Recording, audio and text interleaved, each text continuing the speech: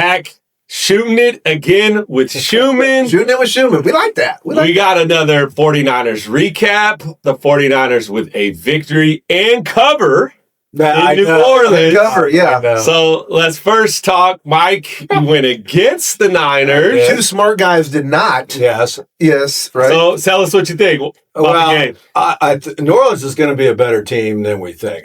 Spencer Might be Rattler, even Robert Saleh said it yesterday. Spencer Rattler is going to be a name by the end of the season. He was that impressed with him. Couple bad calls for the Saints. The third down pass interference to the face of Ricky Pearsall. Yeah. That was a BS call because when you're a wide receiver or a DB trying to get off the line, there's all this hand fighting, and his hand just hit him. It wasn't intentional. Sure. And then the running back who had the fumble with the Kamara, both his knees were down. And that's either a completion or an incompletion. With your both really, I thought that was a clean punch. They went to Mike Pereira on the call, local Sacramento legend. He said, okay. He said it was a fumble. He said it was a fumble. I disagreed with him. So there's two key plays right there. The Niners got the ball. And I think they got 6 points out of the two. So I thought that fumble turned the whole momentum of the game. It did. And that shows you too in the NFL, just one or two plays in a game can make the difference in the game. Absolutely. And I think that's what happened. But, boy, Mac Jones, I see slow why. Start, and then he got it together. He's a pocket passer. I see why Kyle likes him. He's a distributor, and that's what Kyle wants. He wants you to get the ball out quickly in the rhythm with his offense. And I think Brock got away from that a little bit last year, trying to make plays. Even week one, right? Yeah, he was trying to almost create too many plays. And I think coming into the season with that big contract all of a sudden, now he feels a little different kind of pressure. Mike, I got it written down here. Right. Quarterback controversy. We talked about it last week. I know. Could it be? And Brock was at practice yesterday running the third group. So he's feeling better.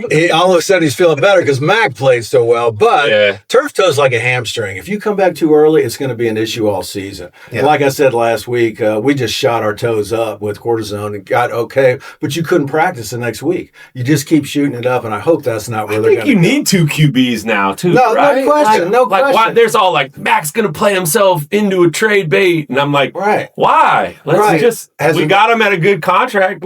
And the Niners have never had a 1-2 punch like this. And around the NFL, I don't know. Montana Young was pretty good. No, under Shanahan. All right. Yeah. Well, and around the NFL, quarterbacks are just dropping like flies. So to have two of them, I think is important. Joe Burrow down with turf toe strikes again. Yeah, it's unbelievable. Justice Field, all these guys. Yeah, J.J. McCarthy. So it's a good problem to have. Brock needs to just get healthy, and he's going to tell him he can play. You're right. But you can't plan off that foot. I'd say early in the season we're 2-0. And we have the Cardinals coming in, and people will say the Cardinals are coming in, but their overall record with the Niners lead at 36-31.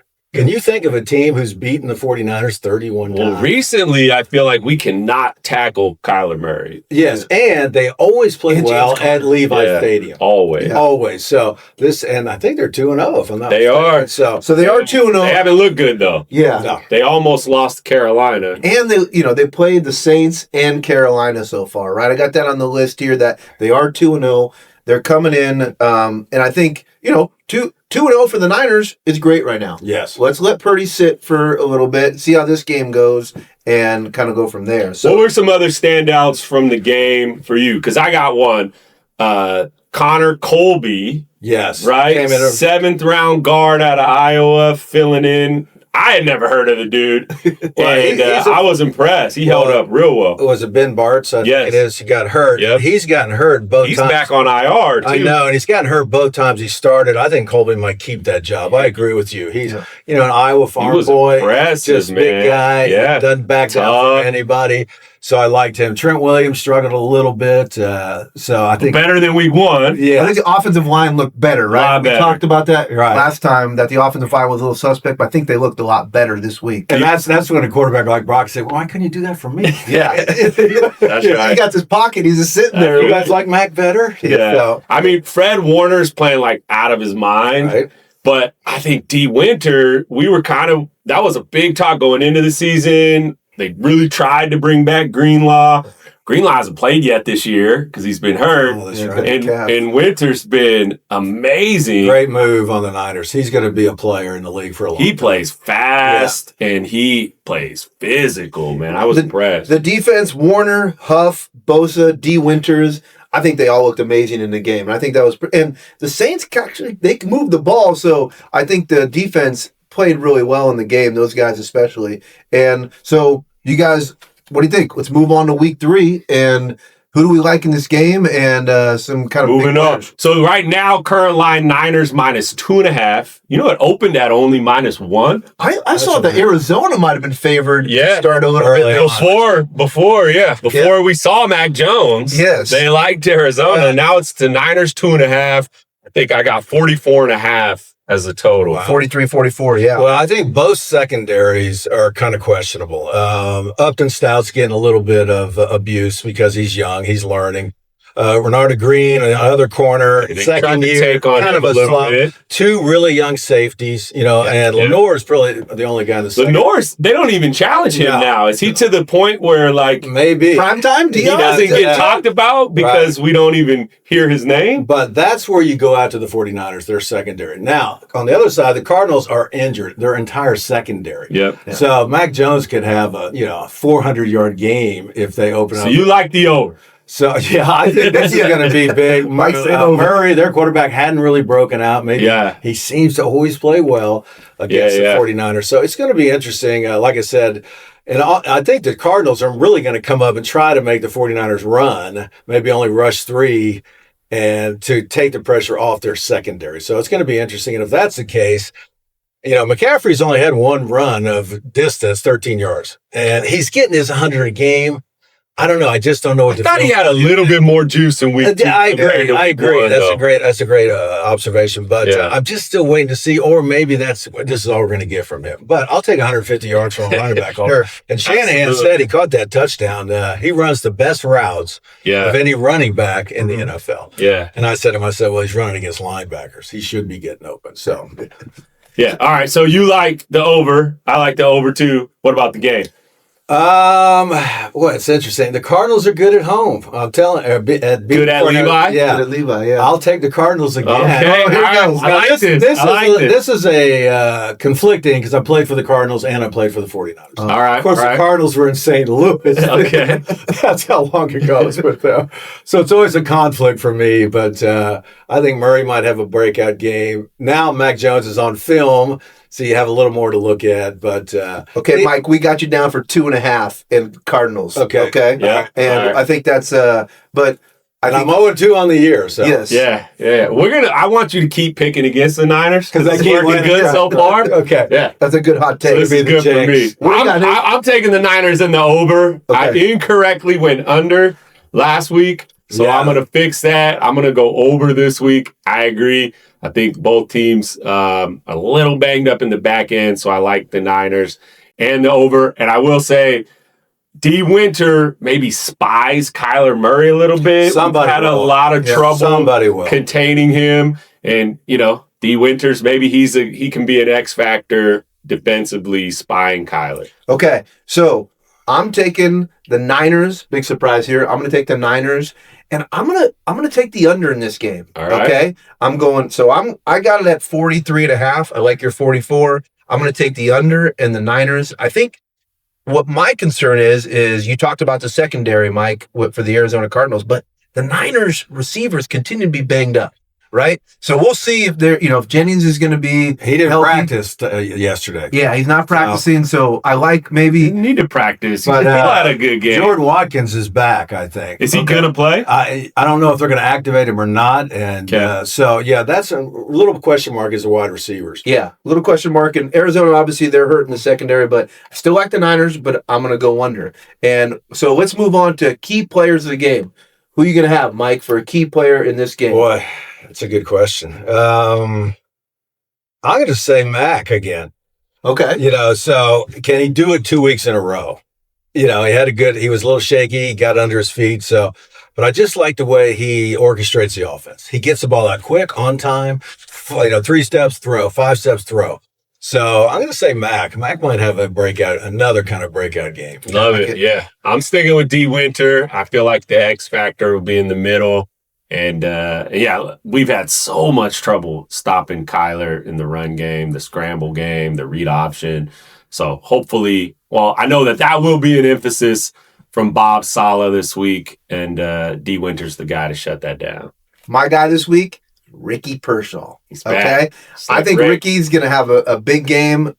Jennings, I think he's going to play. I think he always does this. He kind of, will somewhat not practice. Right. So, he'll be ready for the game. But I think Ricky, this is his breakout game. I like him at home. I think he's going to feel that vibe. The beats are going to be coming out. Trent with the beatbox. I think he's going to be in the mix. And I think Ricky Pershaw for a big game. That's actually a good call. And Marvin Harrison Jr. hasn't had a game yet. Has not. And he's just not getting the ball from Kyler Murray. So he might be a guy to watch, too, against this kind of broken down secondary of the 49ers. So you think Demo shadows him? We don't normally do that. I'm not sure. Yeah, I know. Saleh doesn't like to they stick him on one side. Right. Yeah. So, no, I don't think they will. But he's due for a breakout game, too. So it's going to be interesting. I don't know what it is about the Cardinals and the 49ers. Yeah. They seem to have their number at Levi Stadium, so it'll be interesting. Nick, you going to the game? I'm not. I'm actually going to be in Arizona, college showcase for my son, left-handed pitcher. So send him some good vibes. Okay, so opening day. When have you ever missed opening day? It's been a long time since I've missed a Niner home opener. Okay. So, family first. Right? I like your commitment to the family. Yeah, that's important. Okay, let's kind of end this with a little bit of around the NFL. Kind of just touch base on a couple things. I think the big thing right now is injuries. And I know, Mike, we talked about a little bit this last week where, these guys aren't hitting as much in practice.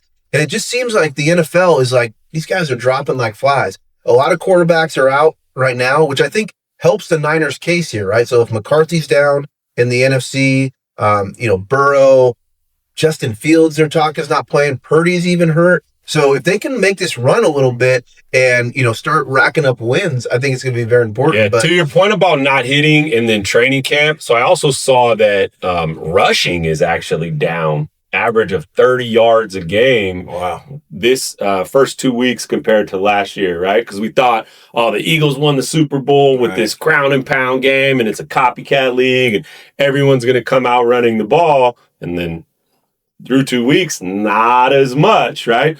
I don't know why maybe the running games haven't got on track yet, but I think it is, just to your point, the physicality is missing a little bit. Well, it's that, and the league's gone to 3, 4, 5 wideouts. Right. It's a little more like college football now. And the run game, it takes the offensive line a little bit because that's a 5-man unit. So, and the new guard that comes in, you were talking about. So it takes a minute when you're passing off guys to other guys. So it takes a minute for the offensive line. But run blocking is the easiest thing. You just pound straight ahead. Offensive linemen would always rather run block than pass block. Sure. So that's a good point. I really didn't think of that. And I think, they say defense is usually ahead early in the season. But and if you shut down the run game initially, the teams go right to the pass. Because you can't get behind. You get away from it. A lot of teams, and Kyle loves to run the ball and play action. So that's what kind of seems to win in the Super Bowls. And so he's except for last week when we opened with 3 incompletions. Back to I didn't like the opening script, Kyle. Maybe we just wanted to get him comfortable, early on. And so I want to bring up one more point in the NFL. I was here and I was driving home last night talking about podcasts. They were talking about leverage. So did you guys see this leverage talk? Right. So that was the Colts-Broncos game? The Colts-Broncos game, right? So the Philadelphia Eagles, they do this tush-push, right? Where they basically are leveraging Jalen Hurts into the end zone or to get a first down.